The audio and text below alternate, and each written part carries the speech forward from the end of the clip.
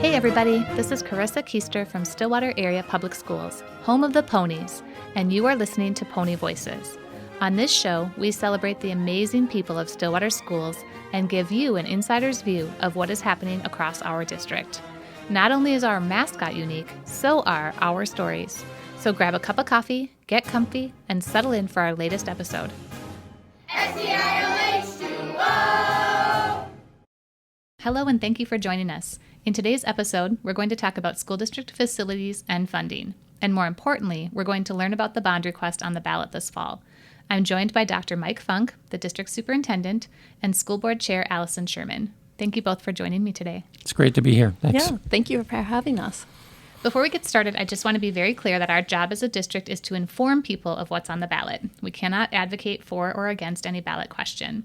I also want to invite listeners to check out our website at stillwaterschools.org/bond. This website provides details about all of the projects included in the proposal, the tax impact projections, and voting information. So with that all said, let's jump right in. Dr. Funk, why don't you just give us a little bit of, in a few short words, kind of an overview of what the bond is all about? Sure. So, in a nutshell, Stillwater Area Public Schools is projected to grow significantly over the next 10 years. The low end of the demographic projections are at about 1,000 new students, and we're currently just over 8,000. So we have to prepare the district for growth. The other thing we need to do is to take into account the number of facilities we have currently in the district and the condition they're in. And we have two of the oldest schools in the state. Both Lake Elmo Elementary is 100 years old, or over 100 years old, and Anderson Elementary in Bayport is 100 years old. So we have an opportunity to replace those schools with more efficient buildings and that are larger, that'll prepare us for future growth. The other thing that's important for folks to be aware of is the need for really security upgrades to keep our buildings safe throughout the district. So with this proposal, we're looking at a new entryway at Stillwater Area High School, and then also different upgrades throughout the district, window glazings and strobe lights. So total cost of the bond for the new buildings and the various upgrades is $175 million. And don't forget Oakland Middle School. Yep. That's really important. Yep. And that's a great point. Mm-hmm. So we're asking for two new elementary schools. The other component of that is the kids are going to have to flow into a middle school, so we need to expand Oakland Middle School as well, and they're part of that $175 million cost. So Allison, as a board member, you obviously had to take in all this information and make the decision of what should be on the ballot. What went into your decision-making process? Why do you feel this is important and now's the right time? I think as a district, we've been talking about the population growth. Anytime that you kind of drive in this area of that south of 36 central west side of the district, the population growth, the development is just, it's amazing. I mean, it's an incredible problem to have. Most districts would be so thrilled to have the growth that we have. But with that growth comes the need for more space. And I guess I'm looking at it as that it's a good thing that we're having that growth, where these older facilities are, so that we can kind of take care of both challenges that the district is having at one time. And so my thought process was wanting to be very concerned and cognizant of the fact that our taxpayers, through a couple different surveys, told us how much they would be willing to invest to meet the district's challenges, and then really kind of looking at what do we need. I know that there's a lot of people that might want a lot more, and we have no shortage of ideas on what we could be doing for our students. But at this point in time, it just felt like the responsible thing to do as a board was to keep the ask very needs-based and within what the community was telling us they would be willing to invest. I'm glad you brought that up. There was a lot of conversation at the board level about, we could also use this, or what about this? But the board was really intentional about keeping this a very responsible ask and trying to tie it to the most pressing needs. Yeah, absolutely. Good. Absolutely. In addition to the housing growth, we're also seeing some growth in our business and industry in the district. What does that mean for our taxpayers? Well, it's a good thing because our tax capacity is growing as a district, And then the more businesses we get in the district, the wider our tax base is, and the lesser the impact is on the individual taxpayer. So the more we have businesses, the less impact of this bond on our taxpayers. And what are we anticipating that bond impact will be on our typical taxpayer? So the median home value within the Stillwater School District is $500,000. So that means there's many houses above $500,000 as there are below. And we are looking at projections probably at $17 a month. But I have heard in a meeting earlier today they may be as low as $15 a month. Wow. The board will see what the projection is in the upcoming days. But because of our expanding capacity, we are in really good shape as far as future growth and tax impact. Great. Let's dig into the projects a little bit. So let's just start at the top. You mentioned Lake Elmo Elementary. I've been working in this district for 15 years. I've heard Lake Elmo come up for a long time. Allison, talk a little bit about that history and why Lake Elmo is an urgent need for us. Yeah, I don't know if people would necessarily know this, but I had my son attend Lake Elmo. And I know other people who have attended Lake Elmo long before my son. And I think this is, like you had said, this has always been a need for the district. So I'm excited to be able to have an opportunity to do this for our community. It's a building that if you visit it, it's not up to par with our other district buildings. And so for me, it does become a facility equity issue where we want to make sure that we all are, that all of our children are benefiting from quality buildings. And I think the community has heard a lot of conversations that we're at the point, and we've probably been at that point for a long time with Lake Elmo, that investing in upgrading the building is kind of throwing money away at this point. So I'm excited. I think that Lake Elmo, they've always been a very crowded school. So there's an expansion that's a part of this project too, so that we'll be able to have more children attend that school, where is just a tremendous amount of growth right now. Right.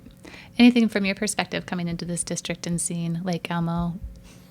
The equity issue is really important. I mean, we have got, one school that has got 3 gymnasiums. All right, we have a pretty antiquated space within Lake Elmo for their gym space. So opportunity of experiences, and we have interventionists in other buildings.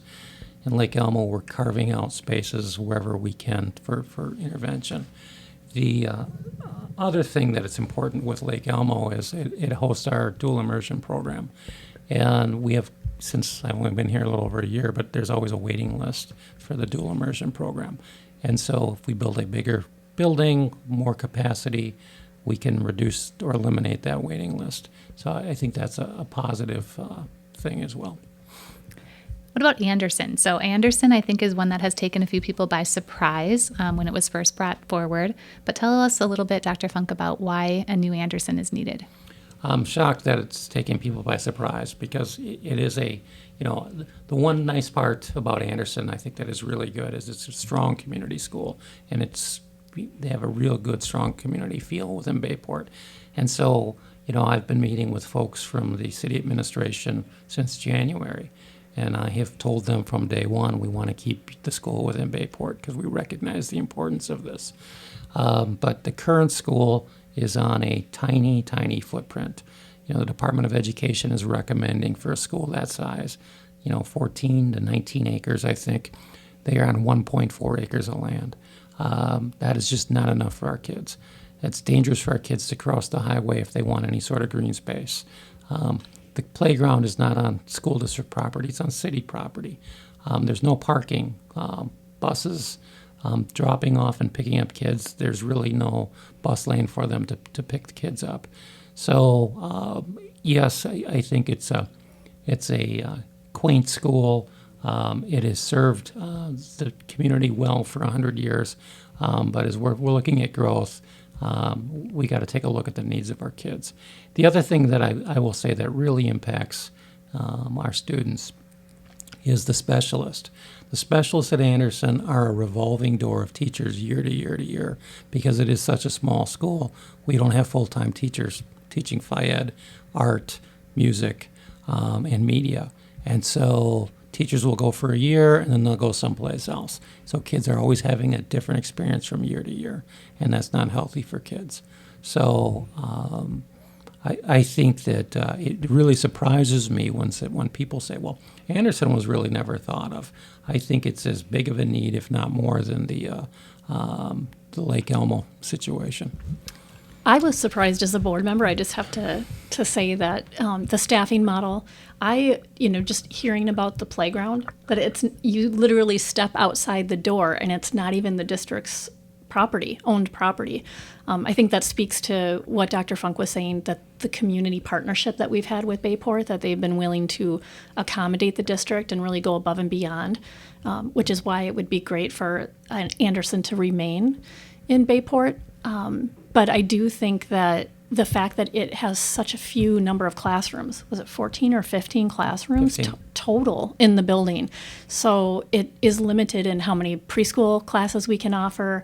I think most districts have 2 or more preschool classes, and they only have 1 classroom dedicated to preschool. So there's a lot of inequity there that I think impacts students immensely and makes the job of teaching that much more challenging. As you're talking about that, let's talk traditional buildings have some, the long halls and the classrooms on the side and no flexible learning space. We hear a lot about that now, but for many people, they don't know what that means. So what are modern facilities like? How are they different? And why is it important for us to have that kind of environment? I think the more modern schools are built on a pod model instead of the long hallway where there's a classroom. You can walk into an area and there'll be a pod off to the right, and there's a big open area in the middle of the pod. And within the pod itself, you can have classrooms that have glass movable doors, and just a lot more flexibility for kids. One of the things that has developed over the years is something called what I need time. And when the kids are doing the WIN, or what I need time, they're not all going to necessarily be sitting in their classrooms in rows or how we think traditionally. And so having the ability to flex out into open spaces where they can meet with gate teachers, where they can meet with interventionists, where they can meet with special needs teachers, really benefits all of our students. I remember conversations some of our facilities planning team members had about that concept of pulling kids out. Right now at Lake Elmo and Bayport, a lot of that's happening in the hallways. So you might be meeting with a special ed teacher or doing some sort of intervention, and you're right there in the hallway with all these people walking by, and that really isn't good for kids. So I think that's an important thing for people to realize too. We're getting a lot of questions about what will happen to the existing Lake Elmo and Anderson. Any thoughts on that? Nothing specific at this point. What we will need to do is take a look at the needs of the district as we evolve. I can tell you our central services building is overwhelmed with people right now. We have people at Oak Park. So we will be looking at potential options to repurpose one or both of those buildings. Also, I think that we've had conversations with folks particularly in Bayport.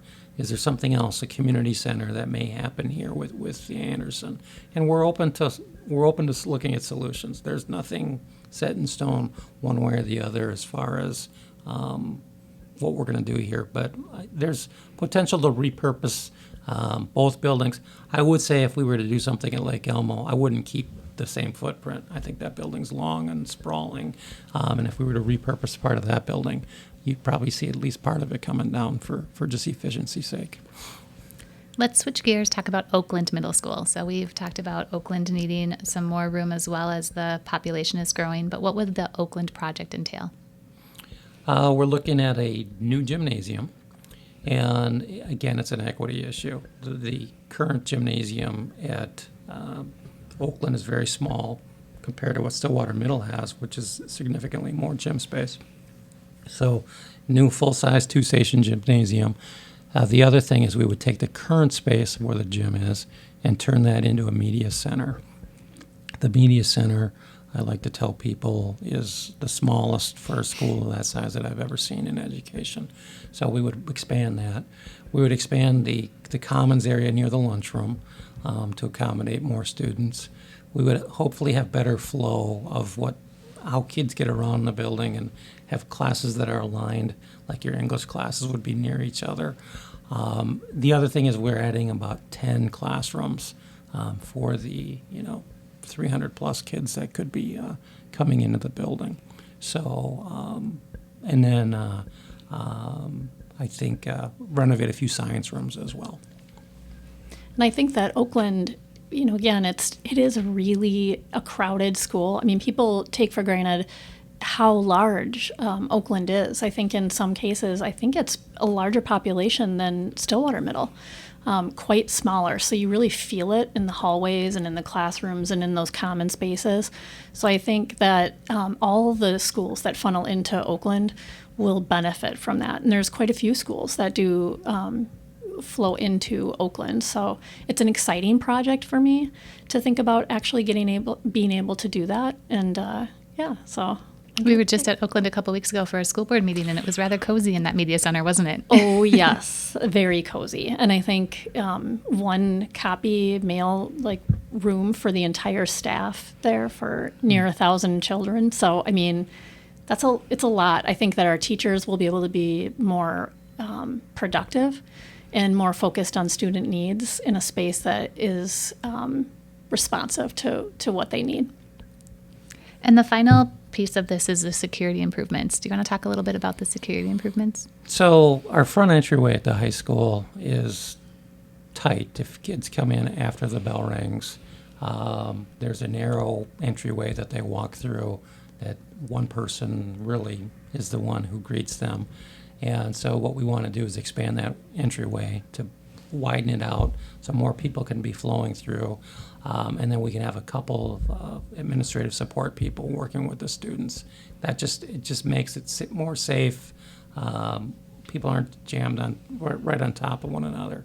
So that's an important piece of it. And then we would be taking the space that currently have offices and adding really spot onto the front of the building for the offices we're replacing to widen the current or the new entryway.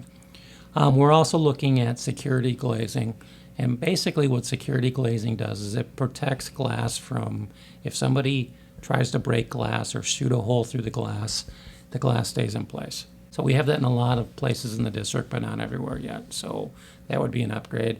And the last thing we're looking at is district-wide is strobe lights.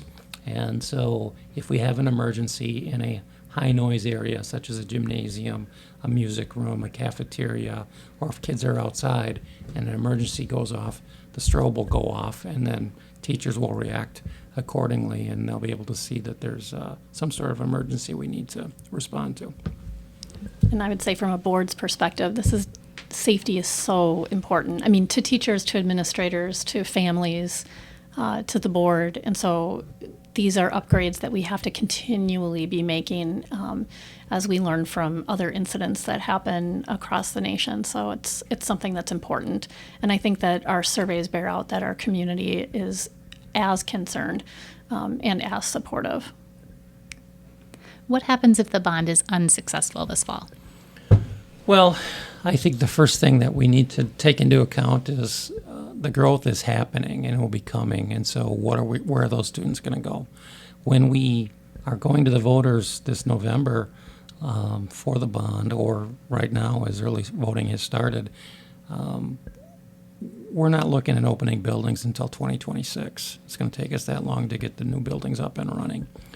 And so if it fails, we are going to have to look at rebounding to shift kids who are in the far southern part of the district to where we have space, which is in Stillwater itself. So you're going to look at, okay, well, we may have kids coming from the southern part to Lily Lake, to Rutherford, to Stonebridge, where we have some capacity. And that takes kids away from their neighborhoods, and it just makes it more challenging for families. The other piece of it is, okay, we don't like our tax dollars. We pay for facilities upgrades through tax dollars. So we're still going to have 100-year-old plus building in Lake Elmo with boiler issues that we're going to have to figure out. We're still going to have a 100-plus-year-old building in Anderson that has the issues that are with 100-year-old buildings. We're going to still have the issues of traffic flow at both buildings. We're going to have the issues of kids having to cross Highway 95 for Phi Ed activities. So none of this is going away. The only concern I have is the Star Tribune, a number of times in the past year, has talked about Lake Elmo being the largest or fastest growing city in Minnesota. So what are we doing as a district to be purposeful about addressing that need? I would also say, I agree completely with everything that could happen if we're not ready to meet these challenges. One thing that I get asked a lot is about the boundaries changes and why that isn't a good option. And what I end up telling people a lot is, well, one, it impacts everyone. It's not just taking one school's children and sending them somewhere. It's a ripple effect. That really, truly impacts everyone. Right now, Lake Elmo isn't even in its own attendance boundary. A lot of people don't know that, but there are a lot of people that are right next to Lake Elmo going to Rutherford. And when those spots fill up, then it pushes Rutherford kids into other buildings and so on and so forth. The other thing is, and I know this can get in the weeds for people, but with budgeting, we end up spending a lot more on transportation for children, which comes from our operating budget. And so those operating dollars, we really as a district want to keep those in the classroom, those dollars addressing class size, hiring teachers, hiring interventionists, all of the support that our students need in increasing levels. And if we're doing more on transportation, that can't happen. That kind of brings up another point. I'm hearing people say, we just gave you money in 2021 for an operating levy. Why are you back asking for more? Can you just describe a little bit of the difference between an operating levy and a bond and how that works? An operating levy is for learning, okay? So it's district operations, it's paying salaries, it's it's keep buying textbooks, it's keeping the district running. A bond levies for buildings. So we are looking at replacing old buildings and renovating some buildings with this money. So that's a significant difference. The other thing I want to really make sure that I address here is the fact that we are not adding buildings onto the district footprint. We are replacing buildings. That's important to taxpayers because if we were to say we want to add 2 more buildings to Stillwater, that's adding 2 more administrations, that's adding 2 more cafeterias, that's adding 2 more sets of custodians, that's 2 more buildings that our transportation buses would have to visit. So what we are trying to do is operate in the most effective and efficient manner possible while meeting the needs and addressing future growth. The other thing that I think is real important for people to know is there's nothing extra on this levy, or on this bond, excuse me. And by that I mean we're not asking for an auditorium, we're not asking for baseball or softball fields. So these are things that are needed as we address the future growth of the district. I think it's important that we're being prudent administrators of your tax dollars as we move forward here. I know the board was very intentional. There's always a need for more. There's always you could ask for so much more, but both times the board has been really responsible in saying this is what we need. This is a fair ask for our taxpayers. And I think the board, just to interject here, I think the board and the superintendent want to have conversations with the community to understand what they value and what they want to do next with our schools. But right now, it felt the most prudent thing to do is just to meet the urgent needs we have. Just to close here, are there any final thoughts that you'd like to share or things you'd like to make sure our voters know as they're going to the polls this fall? I'm doing presentations throughout the district over the next few months, and I would encourage people to come to one of them and hear a little bit more in depth on the need and why we're going to the taxpayers for this referendum. And I would say the same thing. If there are community members who want more information, they could certainly reach out to any one of the school board directors and get more information. The website is great. I'm highly promoting the FAQ section, which has some great comparative tax information as well that I think would be eye-opening for community members, just to kind of compare where we are with school taxes and in relation to other districts. So it's a wealth of information. So I hope people visit that too. Well, you just put the plug in there. I was going to say this in closing, is that we do have a lot of information on our website at www.stillwaterschools.org/bond. There's also information about early voting, which is already underway. It started September 22nd and goes through November 6th. And of course, people can vote on Election Day, November 7th, if they prefer. Either way, we just ask people to get informed, ask questions, and be sure to vote. Thank you both very much for your time today. Thank you. Thanks. If you enjoyed this episode of Pony Voices, please share it with your friends and neighbors. And be sure to subscribe to our podcast to make sure you never miss an episode. Until next time, go Ponies! STILH2O!